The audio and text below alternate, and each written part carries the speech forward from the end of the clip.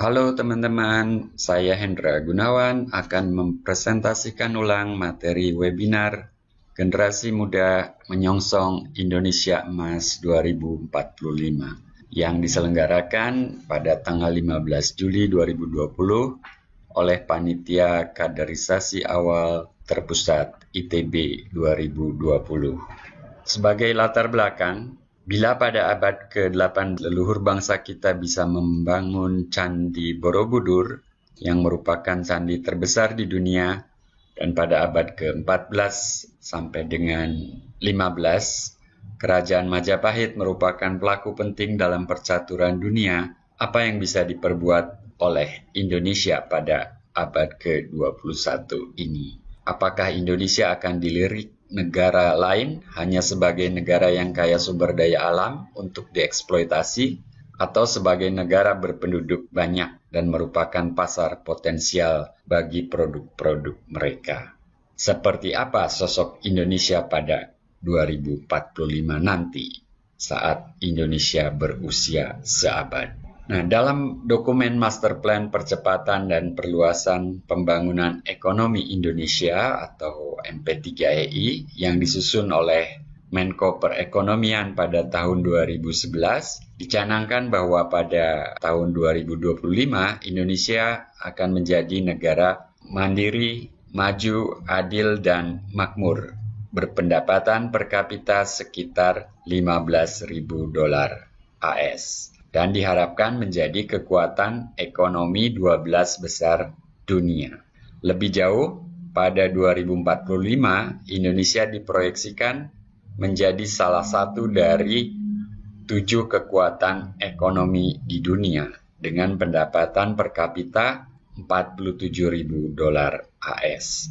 Bisa diperkirakan target ini seberapa mungkin tercapai, mengingat pada tahun 2020 ini pendapatan per kapita kita tidak lebih dari $5.000 AS saja. Dan 2025 itu hanya 5 tahun dari sekarang.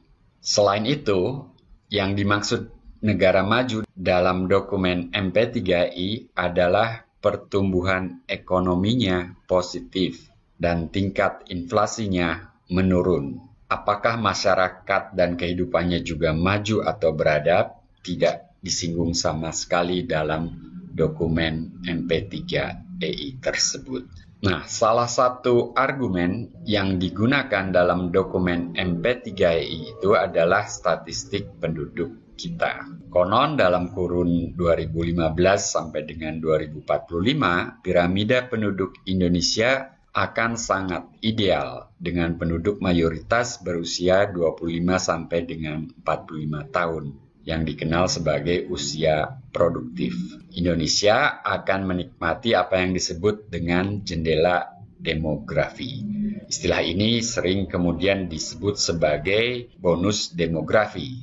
Padahal masalahnya adalah seperti apa kualitas penduduk usia produktif tersebut pada kurun waktu itu. Bila kualitasnya tidak sebagus yang kita bayangkan, maka barangkali bukan bonus yang kita peroleh, tetapi sebagaimana orang mengkhawatirkannya adalah kutukan.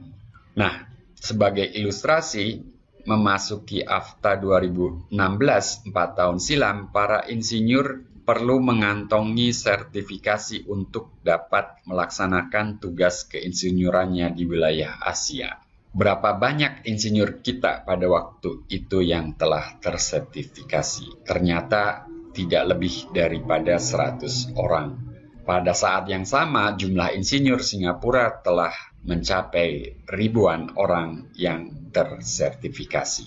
Bila situasi seperti itu tidak berubah, para insinyur kita mungkin hanya akan menjadi operator atau asisten insinyur asing yang kelak beroperasi di Indonesia, sebagaimana sudah terjadi sebetulnya pada saat ini. Bila demikian, pembangunan oleh siapa dan untuk siapa? Nah, tentunya kita tidak ingin menjadi pembantu di rumah sendiri.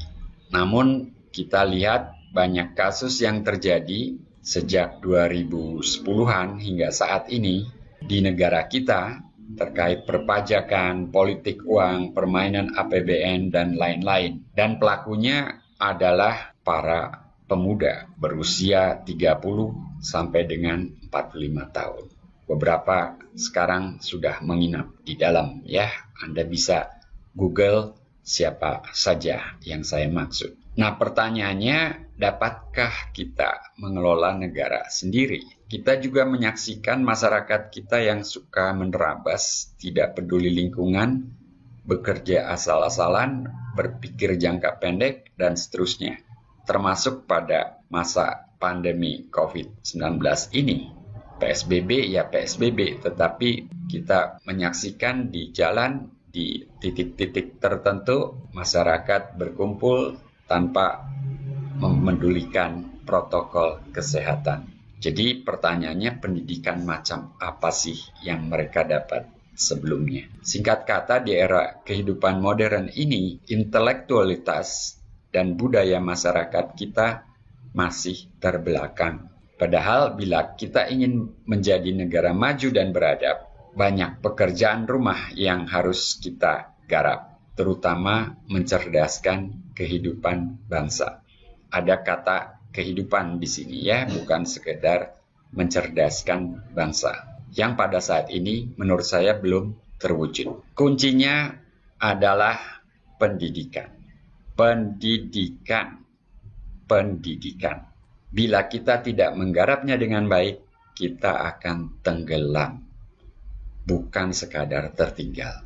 Pada awal tahun 2013, Yusuf Kala di hadapan forum rektor menyatakan, Indonesia bangsa yang besar dan memiliki kekayaan luar biasa. Bangsa ini lambat kemajuannya bukan karena sistemnya.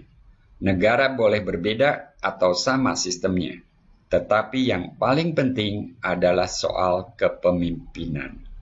Ketika pemimpin bangsa ini bertekad memerangi korupsi, mestinya dia menjadi teladan. Memberikan sumbangan atau melahirkan pemimpin yang memiliki teladan. Itulah tugas perguruan tinggi, supaya Indonesia menjadi bangsa yang besar. Yusuf Kala waktu itu bukan sebagai wapres, ya. Kita tahu pada periode 2009 sampai 2014, presiden adalah SBY dan wakilnya adalah Budiono. Yusuf Kala mantan wapres era Kabinet Indonesia Bersatu Jilid 1. Nah, mendengar kata-kata Yusuf Kala tersebut, saya teringat waktu mahasiswa.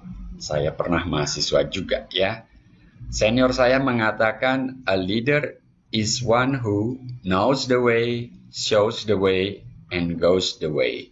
Pertanyaannya, dari mana pemimpin seperti itu kita dapat? Pemimpin anutan mestinya dibesarkan bila tidak dilahirkan di perguruan tinggi. Jadi perguruan tinggi memang mestinya berperan penting bagi bangsa dalam mendidik calon pemimpin bangsa, dari presiden hingga kepala rumah tangga.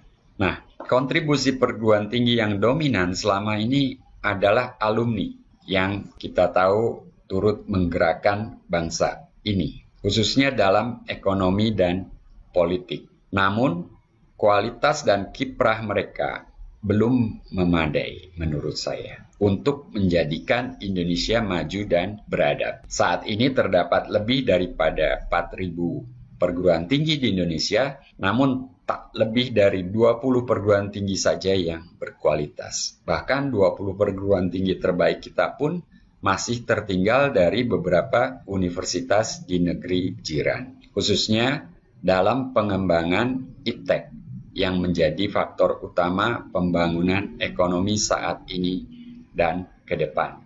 Nah, kalau begitu, bagaimana Indonesia bisa tetap eksis dan bersaing di masa mendatang? Di era industri 4.5, saya menulis demikian, bukan 4.0, karena kita sudah menjelang era industri 5.0 dewasa ini.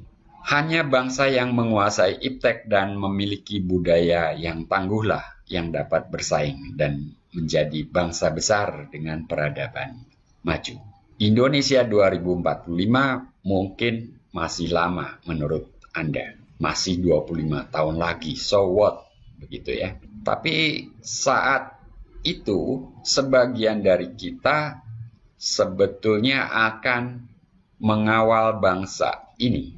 Saya yang sudah berusia separuh baya mungkin memang sudah tiada. Tapi anak-anak berusia balita hingga remaja tersebar di sekitar kita. Dan Anda yang sedang kuliah pun sebetulnya 25 tahun ke depan akan menjadi pelaku penting yang mengawal bangsa ini di berbagai lini. Siapa tahu salah seorang di antara Anda akan menjadi pemimpin bangsa. Usia 45, 48 bisa menjadi presiden. Indonesia 2045 ada di depan mata. Jangan disia-siakan. Pendidikan di sekolah, di rumah, dan di luar rumah akan sangat menentukan. Peran kita semua diperlukan untuk mewujudkan Indonesia 2045 yang kita idamkan. Nasib Indonesia di abad ke-21 ditentukan oleh anak-anak serta para mahasiswa Anda sekalian, dan kita semua turut bertanggung jawab menyiapkannya.